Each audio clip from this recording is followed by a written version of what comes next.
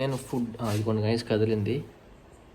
మన ఫిష్ కలెక్షన్లో ఒక 2 ఫిషెస్ అయితే యాడ్ చేశాను గైస్. సో అవి 2 కూడా మాన్స్టర్ ఫిషెసే. సో వాటిని మనం చెన్నా ఫిష్ అనేది అంటాం గైస్. తెలుగులో అయితే కొరమేన్ అంటారు కదా. సో ఆ ఫిషెస్ ఇవే గైస్, ఆ ఫిషెస్ అయితే. సో ఇదొకటి అండ్ ఇదొకటి. సో 2 కూడా సేమ్ కలర్సే, బట్ ఈ గ్లాస్ కొంచెం డిఫరెంట్గా ఉండడం వల్ల మీకు అలా కనిపిస్తుంది అనమాట. ఇది కొంచెం బ్లాక్గా అండ్ ఇది కొంచెం వైట్గా కదలట్లేదు గైస్. ఇవైతే నియర్లీ ఒక 1 వీక్ అయితే అవుతుంది తీసుకొచ్చి. అండ్ వీటికి నేను ఇదిగోండి గైస్ కదిలింది. ఇది కొంచెం పెద్దగా అయిన తర్వాత వండుకొని తిందాం దీన్ని.